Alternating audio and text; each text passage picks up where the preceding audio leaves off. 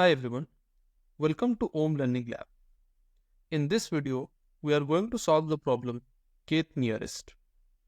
This problem is problem number D in AtCoder Beginner Contest 364. This problem is based on application of binary search and hence can serve as a good practice problem for those who want to learn binary search, who want to practice more problems on binary search, get expertise on binary search. Without any further ado, let's get started. The problem statement is fairly straightforward, I would say.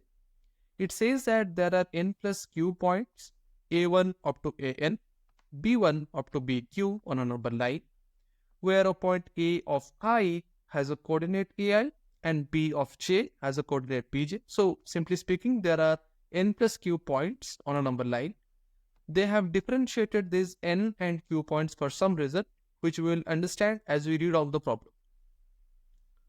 For each j, which is from 1 to q, we need to answer the following question. Now, this part will be a slightly difficult to understand for people. So I will try to break this down. I'll just take an example from this point and I will try to explain what they are trying to say here. People can read this statement and confirm themselves that this is indeed what they have asked in the problem. So in the example, n is 4, q is 3, and this is the example that they have given. Basically, what they are asking us to do is, for any fixed point in B, you compute all the distances to all the points in A from that point in B, mind you, and sort all those distances in ascending order. And if you sort it, which is the kth closest one, I mean, that is the meaning of kth closest, right? So that's what they have tried to tell here. The language is a bit difficult. They have tried to explain it in the second line.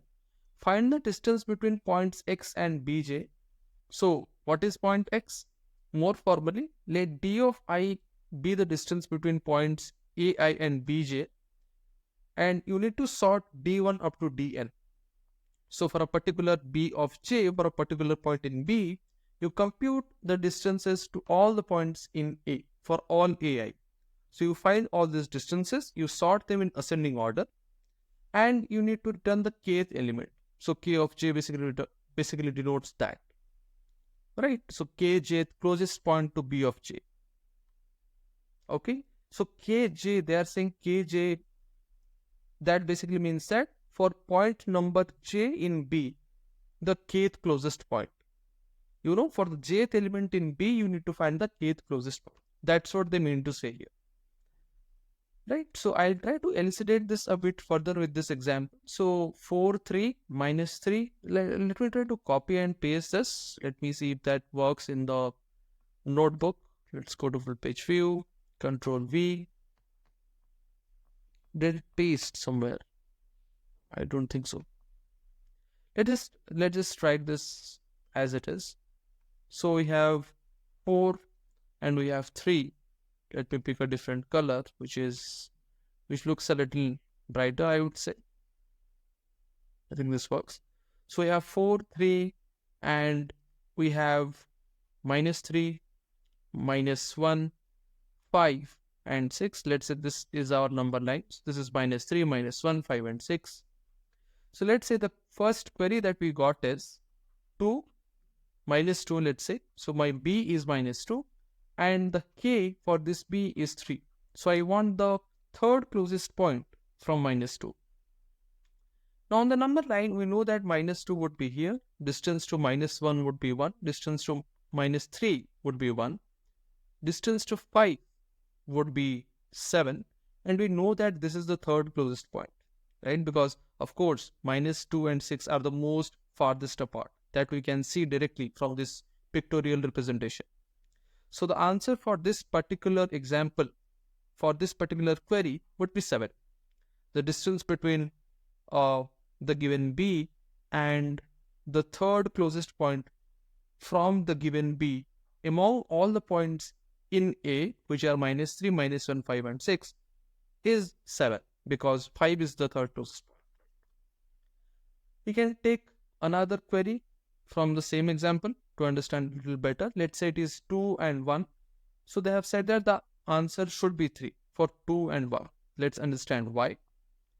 So if we have 2, 2 will lie somewhere here. We want the closest point to 2. That's it. Now, there are two possibilities here. So 2 and minus 1 have distance of 3. 2 and 5 also have distance of 3. But it doesn't matter which one we choose because we just need to tell the distance to the closest point. Why do we don't need to return the closest point? We need to return the distance to the kth closest point. So here k is 1. So the first closest point can be minus 1 or 5. Both of them have a distance of 3. So the answer would be 3. So that's what they want us to do. And if you look at the constraints, there are n such points, and in the range of n is, I think, 10 to the power 5, is it? Yes. And the number of queries can also be 10 to the power 5. So directly we can rule out the brute force approach.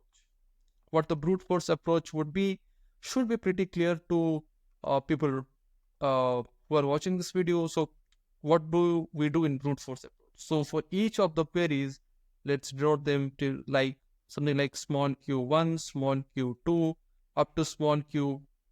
There are q queries. For each of these queries, you can literally just iterate over all these elements, all these n elements, and then use some sort of a data structure to store the distance from all these elements, like the distance of all the elements in A for a particular query, and you find the kth closest one. You can do that, of course, but in that case, the best time complexity would be big O of n square, assuming that somehow you are able to efficiently find the kth smallest element just by iterating over n elements in A. Now, I'm not saying that is possible or that is not possible, but that is a different kind of a problem which we are not going to tackle in this particular video.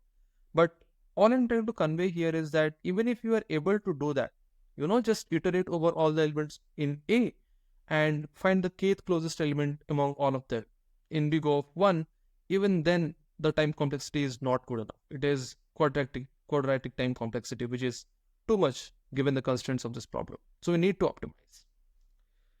Now, what does come to mind? What should come to our mind the moment we see a number line, the moment we see sorted numbers? The thing that should strike to anyone's mind is using binary search. And the next question would be, well, how do I use binary search? Let's take that example once again. So minus 3, minus 1, 5, and 6. These are the 4 elements we have. And the query is minus 2. We want the third closest element to minus 2. Now just think about it.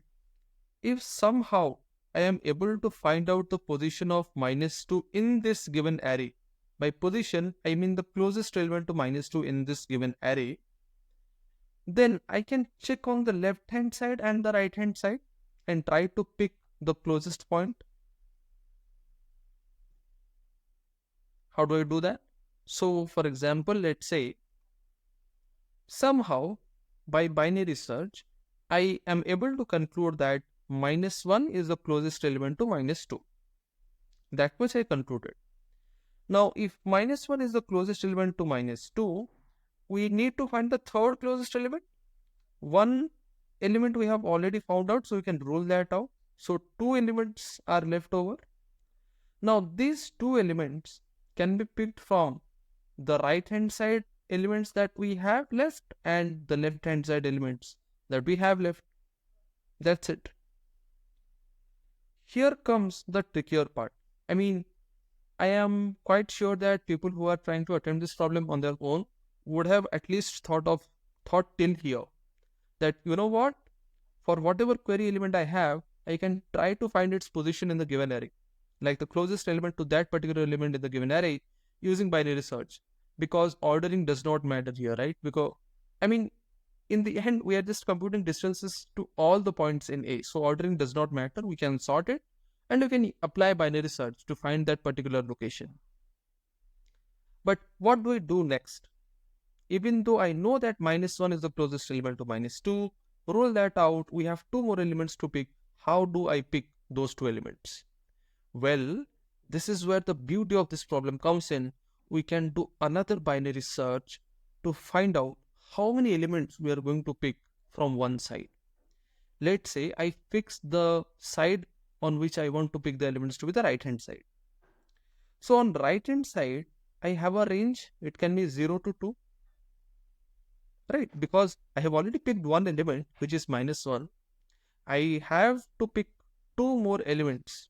So those two elements can come in different ways. So I can pick both 2 from right, or just 1 from right, or 0 from left. If I pick 2 from right, I'll pick 0 from left. If I pick 1 from right, I'll pick 1 from left. If I pick 0 from right, I'll pick 2 from left. Of course, some of these cases may not be possible. We'll look into that later. Right? So these are the possibilities. These are right pickings. These are the left pickings.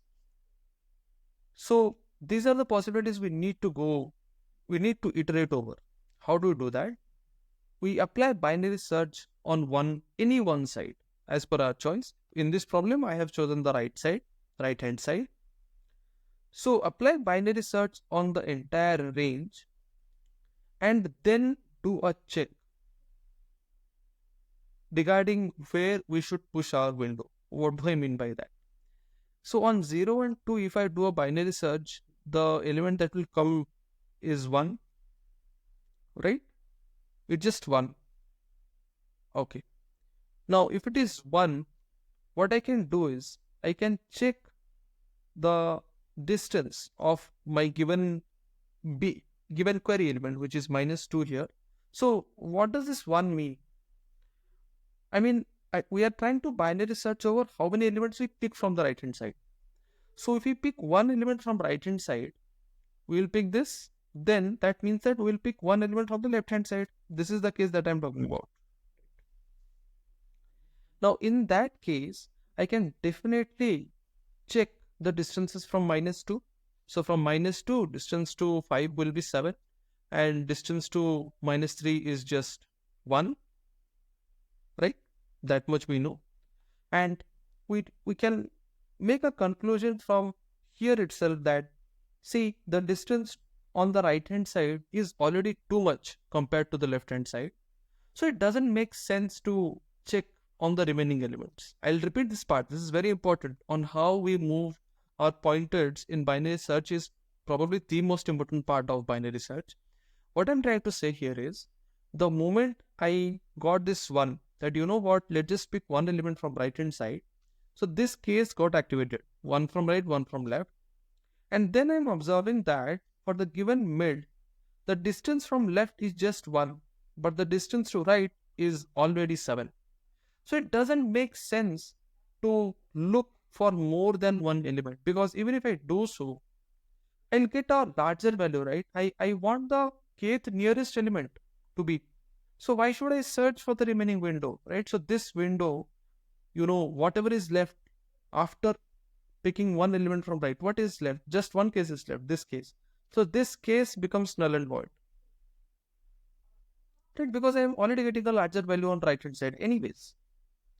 So in that case, what we can do is, this range we can choose to, the right pointer will become mid -1, so the range becomes 0, 0. Basically, eventually we'll break out of the while loop of our binary search, and we will return this as the answer. So we'll pick the maximum difference. So the left extreme will be one case and the right extreme. So whichever is maximum among the left extreme and the right extreme has to be the answer, right? Because that will be the kth element. Okay. Now, what are some other possibilities? Imagine here we didn't have -3, we had, let's say, -10. Now, if you have -10 and the query is -2, what is the third closest element? Just think about it. Let's not take -10. Let's take -12. So distance between -2 and -12 would be 10. But distance from -2 to 6 is just 8. So the third closest element in this particular case would be this. I mean, we can make the query as 4 actually, because for -2, -3, -1 and 5 would definitely be the 3 closest elements. So if let's say we want the fourth closest element, it would not be minus 12, it would be 6. In fact, I think I did the correct thing here only. I removed minus 3 altogether. So if we remove minus 3, the first two closest elements would be minus 1 and 5. And the third one will never be minus 12, it will be 6. Now in this case, how binary search will work is, of course, first we pick this particular element, which is the closest element we have to the search element. Then from the remaining two elements, we have the first thing we'll get is 1. So you know what? Let's just pick one element from the right hand side. When I do so, the difference on left is 10. Difference on right from minus 2 to 5 is 7. Now it makes sense to check for the right, because on my left hand wing I am getting a higher number. I want to get the third closest element, but I am getting a higher value on left. So it makes sense to move right and check what is present in right.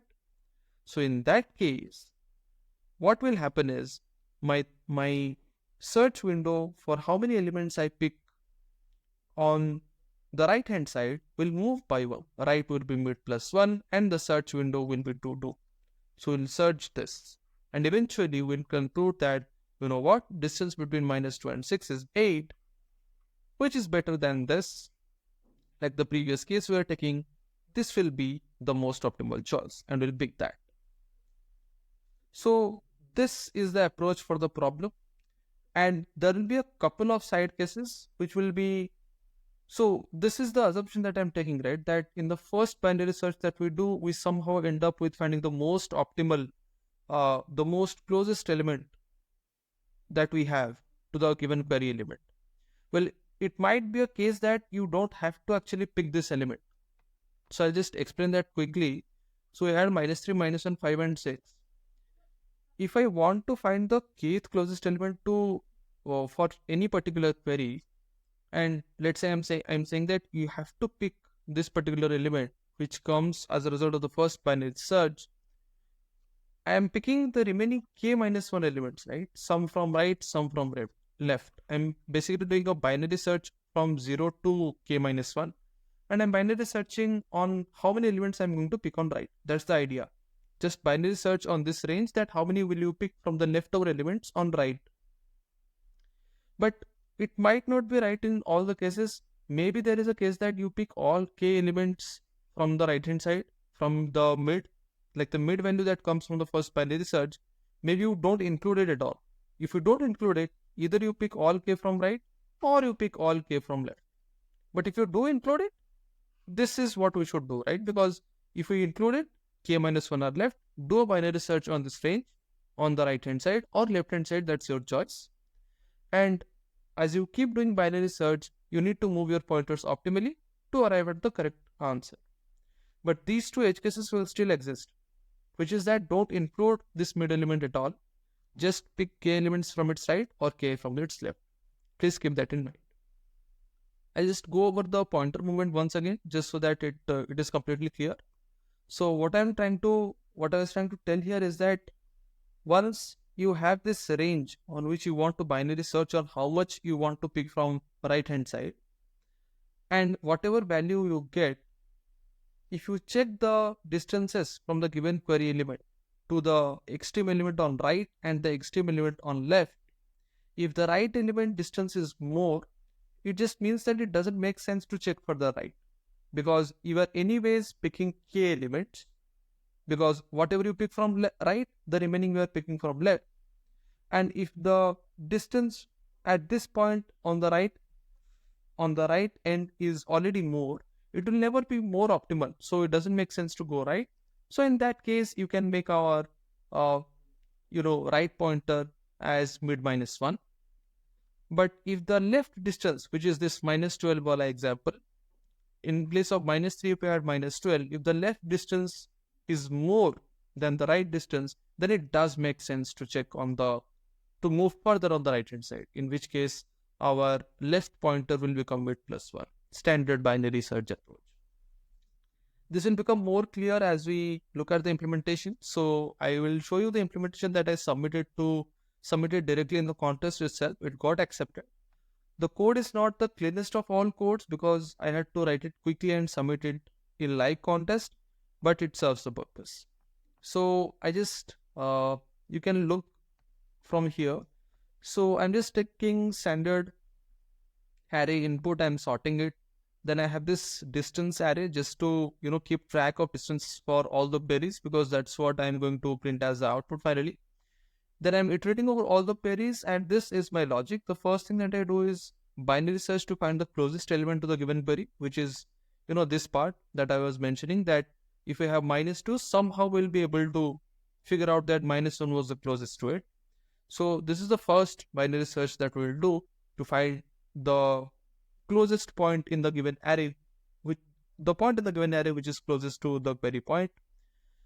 Once you find that, you can find how many elements are left on the right hand side, how many are left on the left hand side, and how many we need to pick, assuming that you include the middle element. So if you include the middle element, you have k-1 leftovers, right? So you'll binary search on 0 to k-1, 0 to the leftovers. You do this binary search, you find the mid, and these edge cases you have to consider. So for example, if the elements left on the right hand side is less than the number of elements you want to pick. So this mid p is basically the number of elements you want to pick from the right hand side. I have chosen right hand side as default for this problem. But if the elements present in the available on the right hand side itself is less than the number of elements you want to pick, that's not a possible case. So you have to shift the window towards left or move the right pointer to mid -1. You cannot pick mid p points on the right hand side, as simple as that. Or similarly, if on the left hand side, let's say that on right hand side you have sufficient number of points, but if you pick those many points on right hand side, sufficient points are not left. Like left hand side does not have the sufficient number of points to pick whatever is left. What I'm saying is, from leftovers, if you pick mid p from right hand side, this much will be left to be picked from left hand side. But there is a chance that on left hand side, you do not have those many elements remaining. So that is also another case where you have to move your left pointer ahead, that you need to pick more points from the right hand side. So that's the whole point, right? You do not have sufficient elements on the right, on the left. That's it. So you move the start pointer to one more right position. You need to pick more from right. That's it. Or you apply the logic that, if we are picking mid p number of points from right, what will be the right hand extreme? It will be array of mid plus mid p. What will be the left hand extreme? Just remove the remaining element. So from mid, you subtract leftovers minus mid p.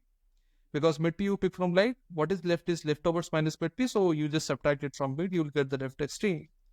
And the distance will be minimum of the distance of I. I mean, maybe you have found out some minimum already before, or it could be the absolute difference between the right extreme minus b or b minus left extreme. So it could be either of those, right? So the kth element could either be the right extreme or the left extreme. That is important to understand, but I guess it's easy to understand, right? Once you have found the right extreme and left extreme, kth element has to be one of those, right? So whichever has the max distance between those two is the kth element, is the kth closest element to b. So just pick that value. That's it. And these are our updates, as I explained. So if the distance from right extreme is more than left extreme, it just means that it doesn't make any sense to check on further right. So you can move your right pointer to mid p -1. That is, we want to pick lesser number of elements from right. Similarly, if let's say it was the other way around, that is, your right extreme difference is less than or equal to left extreme, then it makes sense to check further on right, or in other words, pick more from right or move the start pointer to mid p +1. And as I had already explained, these are two edge cases that we need to take care of. So we'll try to check if we can pick k elements from the right of mid and try to update our distance of I accordingly. Similarly, if we can pick k elements from left, we'll check that and we'll update our distance of I accordingly as well. So that's how we can solve this problem. And as we keep on doing this binary search, we'll keep on updating our distance of I, or the kth closest point to the given query. And ultimately, as the binary search ends, we will end up with the most optimal solution, the most optimal position, the actual answer, basically, the kth closest point to the given query. So that would be the entire solution. The time complexity would be, we are doing a binary search. So this binary search, for every element we are doing a binary search. So we are iterating over q queries, and for every query we are doing a binary search, which will be log n, and we are doing another binary search. So if we just add the complexities of binary search, it's log n plus log n, so it's overall log n. So we just take a look at time complexity here, time complexity analysis. So it's big O of n times log n, as simple as that. Because you're basically iterating over q queries, which can go till n. And inside that for loop, you are doing a binary search, which has logarithmic complexity. There are two binary searches, but if you add two operations which are logarithmic, it will basically be O of log n plus big O of log n, 2 times of log n. So asymptotically speaking, it just log n. So time complexity is big O of n log n. If we talk about space complexity, we are using some single variables over here, so that should be fine. But we still have to store our distances somewhere, because we need to update distances for every query. So space complexity ultimately is going to be big O of n, I would say. Space complexity is big O of n. And just a side note that if we do not have a sorted array, like the array A, if that is given to us, is not sorted at the beginning, time complexity would by default be big O of n log n, because we have to sort that array first. So that's all for this video. I hope you got some idea regarding it, got some intuition about what the problem was about, how binary search was applied. So the first thing you do is you find the closest element to the binary search. Then from that closest element, use binary search on how many elements you need to pick on the right hand side. And whatever you pick on right, leftover elements you'll pick from left. Then compute the extreme distances and take a decision whether you need to check for the right or move back your pointers further left.